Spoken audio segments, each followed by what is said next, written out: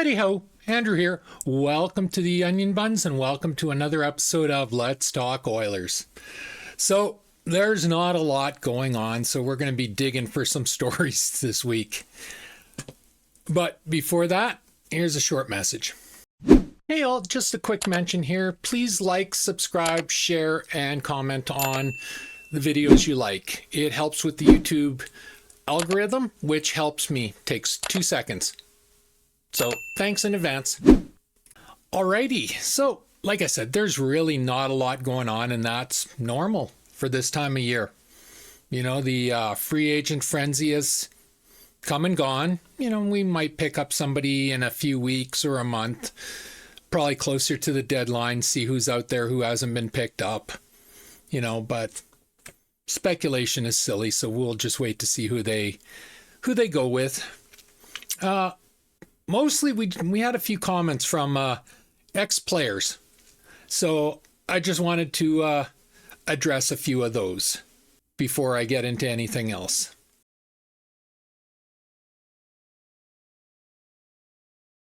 To start with, we had Devan Dubnyk talking on living in Edmonton. Now, Devan Dubnyk is one of my favorite Oiler players. Honestly, I think the team, now this is me talking, I think the team did him dirty, really, really dirty. Specifically Craig McDavid. Like, I mentioned this in the other video and I'll repeat it. Dubnyk was coming off of a career year. Like, he was lights out good behind a team that wasn't very good. And he played a ton behind a team that wasn't very good. And then in the offseason, McDavid took over from Kruger, which I fully 100% supported at the time. But then McDavid did something I found really, really distasteful. He went into the draft and he wanted to sign Cory Schneider. Now, Schneider played as a backup in Vancouver. He played the weakest teams because he was the backup. So he got the easy games.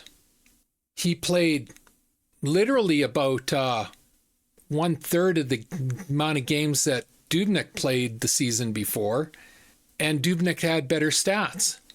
So in my mind, Dubnyk was the better goalie.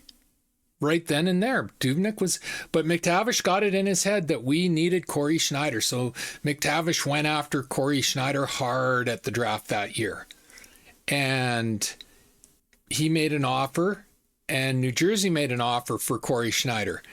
And New Jersey's offer was less than what our offer was. And Vancouver chose to trade Schneider to New Jersey. And, you know, that's really not that unexpected because, you know, back then, a inter-division trade was really rare to begin with. And so it wasn't that surprising that Vancouver traded Schneider to New Jersey. But McDavid absolutely lost his mind on the draft floor. He threw a tantrum. He made a spectacle of himself.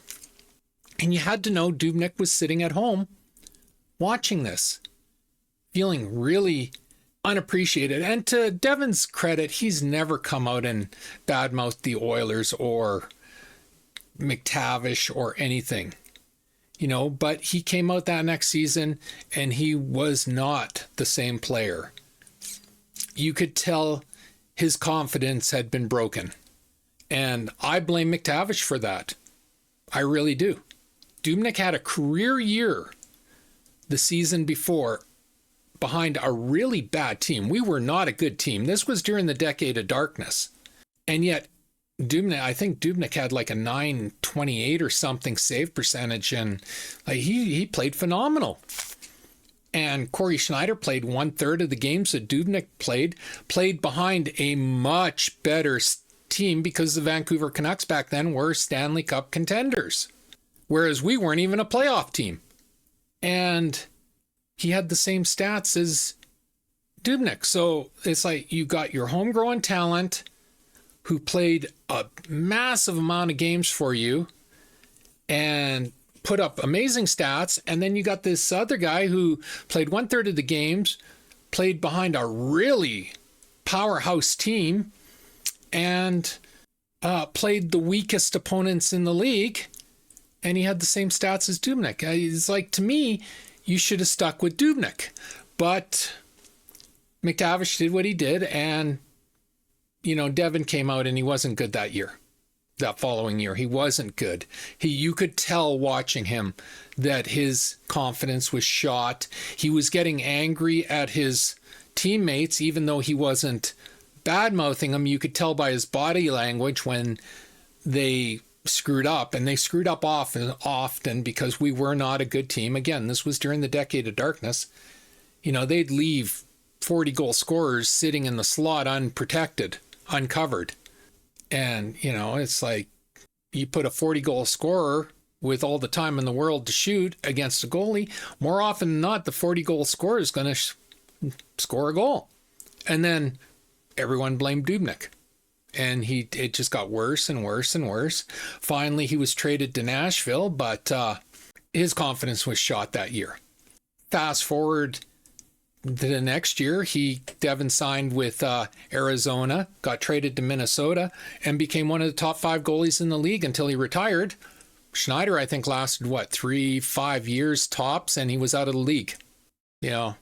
So Schneider was never as good as Dubnyk, and in my opinion, Dubnyk should have never been treated like that. But as I said, Devan's never come out and badmouthed the Oilers, badmouthed his teammates, or even McTavish. Like, he's a class act all the way. So he was asked about living in Edmonton, playing in Edmonton.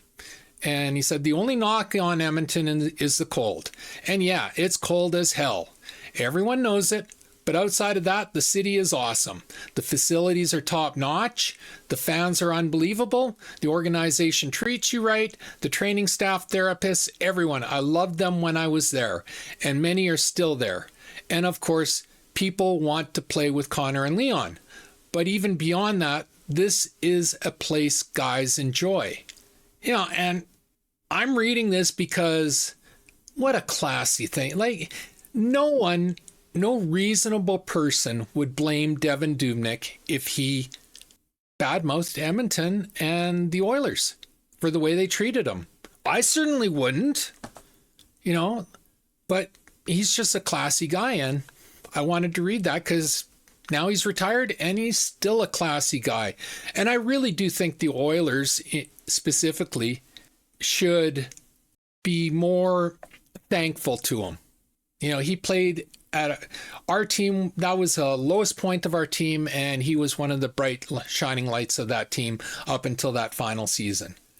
And yeah, so anyway, I wanted to start off with that because, well done, Devan.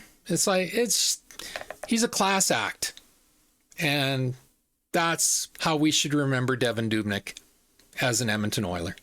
So yeah, I wanted to start off with that. So the next one is Cory Perry was asked recently about his time in Edmonton, and like Dubnyk, he was all praise. He said leaving Edmonton was very difficult for him and his family. They loved Edmonton. They loved the city. They loved the community. They loved the schools. They loved everything. But he had a previous relationship with Ken Holland, and Holland came looking for Perry. Perry didn't go looking for an out of Edmonton. Holland came looking for Perry, and let's face it, Perry's getting $3.5 million this year. No other team in the league, including the Oilers, was going to pay him that. Frankly, I think Ken Holland's crazy for paying him or Ceci what he did, but I mean, he's got $8 million tied up in two players that I have huge respect for. Perry, I have huge respect for Ceci, but Perry is at best a fourth line player, and Ceci's a third pairing defenseman now. So how you tie up $8 million, and with Ceci it's $4.5 million times 4 years. Like, I really don't get that contract. I don't. And I'm not trying to rag on CC. Like I say, I got huge respect for him. I think he got a raw deal in Edmonton too. Everyone wanted to blame him. I don't think he was to fault. I wish CC, I wish Perry all the best, except when they're playing the Oilers. But yeah, so Perry was saying, you know, like he got offered the contract. He has a relationship with Ken Holland.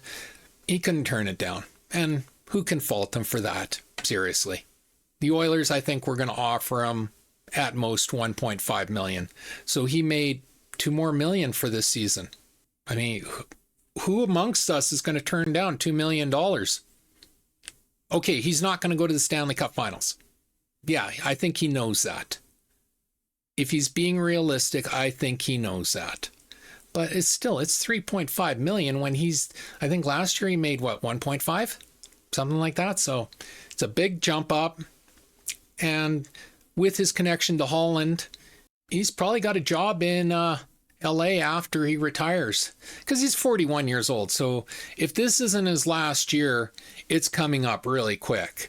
So I wouldn't be surprised if Holland talked to him about post playing days and administrative role with the Kings. So anyway, yeah, Perry had huge props for Edmonton, said he loved his time here, loved the city, loved the schools, his family loved it here. As a fan, that I've been an Oiler fan since the 80s. So I remember when we couldn't get players here. And even when we got players here, they wanted out of here. So maybe the newer generation of fans don't understand it or don't relate to it. But when I hear players happy that they played here, loving the city, loving the community, loving the fans, I love to hear that. You know, that's what I want to hear from players. So yeah, big props to Cory Perry for that.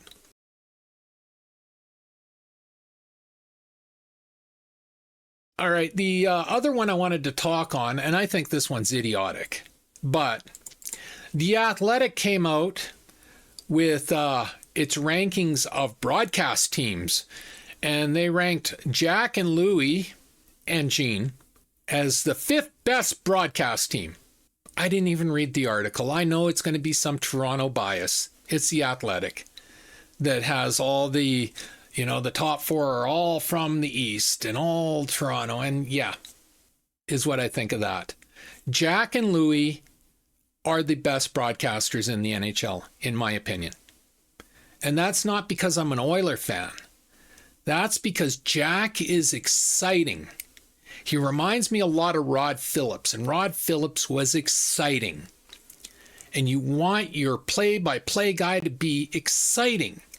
Louie, I know a lot of Oiler fans wish Louie was more biased towards the Oilers. I don't. I really don't. I love that Louie is an intelligent color man who doesn't really show a bias. Like, I refuse to watch a Vancouver Canucks game with the Vancouver Canuck announce team. When Sportsnet tries to push that, I mute the channel and I put on Jack and Bob. Now, I'm not a big fan of Bob either because he's really biased too. But if I have to put up with bias, I'd rather you be biased for the Oilers, because Vancouver is so biased. All their announcers, it's just like, no, I don't want to listen to this. It was the same thing with the Boston guy that just retired. I don't want to listen to him. He was over the top biased. And the same thing for Toronto announcers. They are over the top biased. I don't want my color man to be biased. I want my color man to know what he's talking about and call it down the middle. You got an exciting play-by-play man. You got an experienced, knowledgeable, unbiased color man. That's perfect. And then you got Gene. Gene's hilarious. I don't care what anyone says. Gene Principe is absolutely hilarious.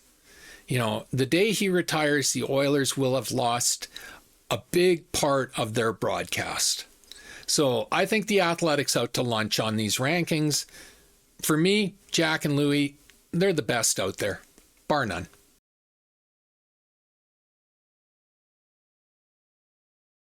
And the other housekeeping item is the Oilers' schedule got released. And, you can read off all the stuff and everything and blah, blah, blah. They open up to the Calgary Flames as per normal, so that's fine. This is interesting, though. And this is from Jason Greger. The Oilers' road trip schedule out east is different than any other franchise history. The Oilers play 16 games in the Eastern time zone, but all 16 will be completed by December 18th. And all will happen in only 3 separate road trips. They've never not had a game in the Eastern time zone in the final 4 months of the regular season until this season. Now, here's the interesting part about that is the start of the season is when it's easy to feast on weak teams. Like, that's the easiest part of the season. And the Eastern Conference, not the division, like the Metropolitan Division, but the entire Eastern Conference, you take out the Panthers and Hurricane and maybe Toronto. I'm not sold on Toronto, but whatever. And you have a very weak conference. So the fact that they get out there early means they should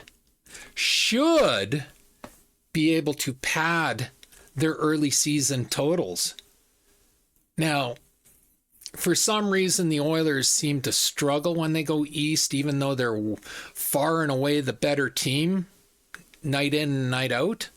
But for some reason in the past, the wins have just never racked up when we do these stupid Eastern road trips. So we're going to have to see. I'm not going to mark it down as guaranteed wins because the Oilers, they get in their own heads on these trips.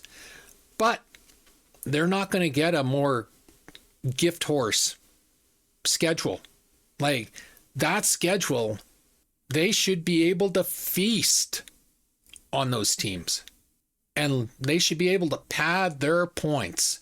So, you never know until the games are played. But I mean, this is actually, when I read about this is a really great opportunity for the Oilers this next season to finally come out of the gate strong and pad their points. But, we've seen the last few seasons, they don't come out of the gate strong. So, don't count your chickens before they hatch, because who knows what Oiler team is going to show up. But if they're prepared and they go out there and they play their game, there's absolutely no reason they don't win 75% of the games. Absolutely no reason. So, yeah, we'll have to wait and see. But, it's a positive. It's a positive, and hopefully, cross our fingers, it works out for the best. And really, that's about all the news there was of the Oilers this week. Like I said, we're into the dog days of summer, and there wasn't much. So what I want to do here for the rest of the video is I want to start going over some players. I'll give my evaluations of them. I'm not going to give them scores and grades and blah, blah, blah. I'm just going to tell you how I view them. And then you can come into the comments and you can say, Andrew, you're out to lunch, go after yourself, or, hey, I agree with you. That's really well done. It's up to you. You come into the comments, you tell me. But this is how I see it. So I'm going to start with, this week, I'm going to start with what I see as our top line and our top pairing, even though I disagree with that, it's our top pairing unit. So I'll do 5 players, and then next week I'll do line 2 and the second pairing, and the week out, because, there's not going to be a lot of news over the next few weeks. So this will be an ongoing discussion for the next 4 weeks. So anyway, obviously our top line is McDavid. Connor McDavid is the best player in the league. Bar none. Just bar none. He is the fastest skater. Him and Leon are the best passers, period. And Connor has proven when he wants to, he can be a better scorer than Austin Matthews in a much harder conference. So, he's the real deal, people. The downside to McDavid, in my opinion, and this is only my opinion, The downside to it is Connor doesn't want to do it easy. Now, I've complained about this, is all the goalies in the league are trained to play off their knees now, smother the bottom of the net. And because of that, Connor doesn't want to shoot high. I've noticed this tendency over the last number of years. He will shoot high occasionally, but most of his shots are to the bottom of the net. He doesn't want to score easy. He wants to beat the goalie. And I think that gets in his head sometimes. And it actually costs us sometimes. You know, you're screaming, shoot high, shoot high, shoot high, but he shoots low and it gets stopped. I hope to God the coaches are talking to him about this because, yeah, you're the greatest player. There is no argument about that. Anyone that tries to argue that's an idiot. You have the most skill out there. You are the fastest skater. You're one of the best playmakers. You're one of the best scorers. But quit making it hard on yourself. You know, a goal is a goal. And when the goals are tallied at the end of the day, nobody remembers where you scored it. They just remembered that you did score it. So I really want to see Connor picking the top corners from now on. I've said this before. I think 65 to 70% of our shots should be to the top half of the net. And then 30 to 35% of the shots to the bottom half to mix it up. But we know the goalies are playing off their knees, so shoot high. Pick those corners.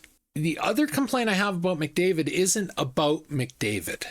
It's about the rest of the team regarding McDavid. Connor and Leon can do things out there that other players cannot do. And because of that, I've noticed over the last few years, a lot of players try to mimic McDavid. I mean, Oilers. I don't care what other teams do. I'm talking Oiler players. So rather than play to what got them to the dance, they start trying to do what McDavid and Leon are doing. And I do think McDavid needs to step up and tell them to stop that. It's not his fault. Okay, let me be clear. This is not his fault. I don't think for a second Connor McDavid is going out there and saying, hey, I did this. You should do this just like I do it. I don't believe that for a second. But we've seen many players go down that rabbit hole. So as the team leader, the team captain, I do think Connor should step up and say, hey, stop that. Just because I do that doesn't mean you got here because you're a gritty, hard-nosed, hard-checking player. So that's what I want to see from you. You know, you got here because you have a great one-timer, and on and on and on. Yeah, I would really like to see him step up and start holding his teammates to account. I'm not in the room, so I don't know if he does or doesn't, but I have a suspicion he doesn't, except in the Stanley Cups, in the playoffs. But during the regular season, I don't think he's as vocal as he should be. So that's the one thing I'd like to see change with Connor. But otherwise, like, he's the best player in the league. There's no ifs, ands, or buts about it. It's just we got to find players to play with him. I think no matter what the insiders all try to tell you, I think we're going to end up with the first line of McDavid, Hyman, RNH. It's the line that's worked for McDavid. So I don't see a reason to move off of that. So next player is Hyman. I mean, it was such a shame Hyman got injured last year because his passion may have been what we were missing in the Stanley Cup final after that second game, because the team got deflated after the second game. When Florida scored that overtime goal in the second game, the Oilers were basically out of the finals. Like, they never put out a performance like that again. First two games, they were the better team. And then after that, Florida was the better team. So Hyman brings heart. He brings soul. He's a great grinder. He's great around the net. He's kind of like Ryan Smith mini-me. I don't think he's as gritty and tough as Ryan Smith was around the net, but, you know, he gets in there. He's grinding. He's in, you know, I got absolutely no complaints about Zach Hyman. I'm glad he's on our team. You know, I just stay healthy. That's all I ask of him, is stay healthy. I got no complaints about his game. Ryan Nugent-Hopkins, he's a tricky one. When he's on his game, he deserves that spot up on the top line. But he's one of those players I was mentioning that I noticed tries to play like McDavid. He moves away from what brought him to the dance and tries to play like McDavid plays. And that's not Ryan's game. So I hope the coaches and I hope McDavid tell Ryan Nugent-Hopkins, play your game. It wasn't a fluke 2 seasons ago that Ryan Nugent-Hopkins scored all those goals. That was not a fluke. Last year, though, he was back to overpassing, overthinking. He was trying to be Connor McDavid out there, and he's not Connor McDavid.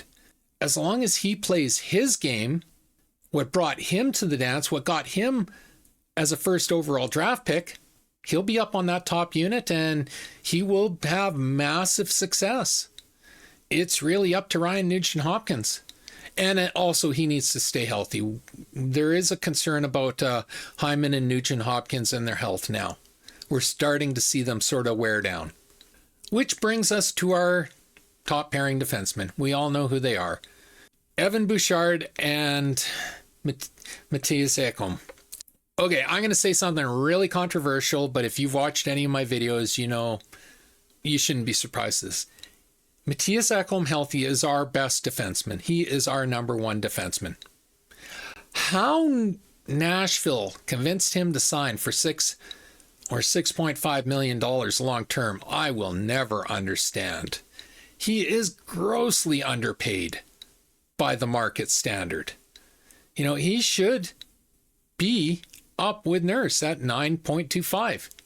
And he should have been that entire contract. Like, I don't understand how Nashville convinced him that he was only worth 6.5. I'm happy they did because it keeps our salary down. But yeah, Mattias Ekholm, in my opinion, is our best defenseman. Bar none. He is great defensively. He is stronger than expected offensively. He is physical. He is a leader. He is experienced. You know, like I talk about boxes.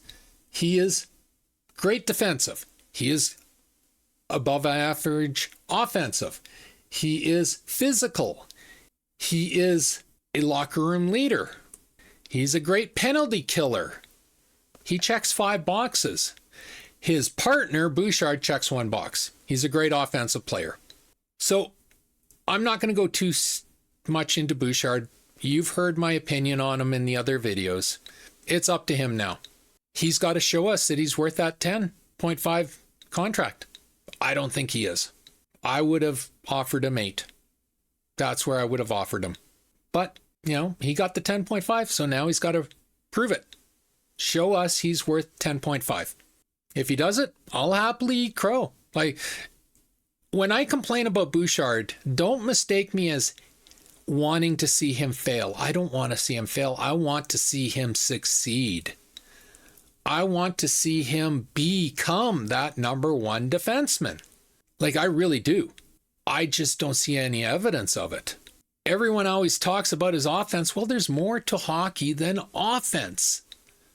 And if you're the highest paid defenseman on any team, you need to bring more than just offense. So, ball's in his court. You know, I hope he can do it. I won't lie, I don't think he will. But I hope he will. I really do. You know, if he steps up to the plate and hits a home run, that's better for the Oilers, and I'm an Oiler fan. So, rah, rah, rah. Hit it out of the park, Evan. Please, prove me wrong. I would love nothing more than for you to prove me wrong. So anyway, guys, that's about it for this week. Like I said, it's pretty quiet, so there's not a lot to talk about. So that's about it for this week. So if you like the video, leave a like, a subscribe, and a share. I'm still trying to grow my channel, and a like, a subscribe, and a share does me wonders, and I do appreciate it. I really do. Always feel free to leave a comment. I encourage everybody to leave a comment. Tell me what you think about these players. What do you think of the 5 players I just talked about? What do you agree with me? What do you disagree with me? What is your opinion of them? Post in the comments.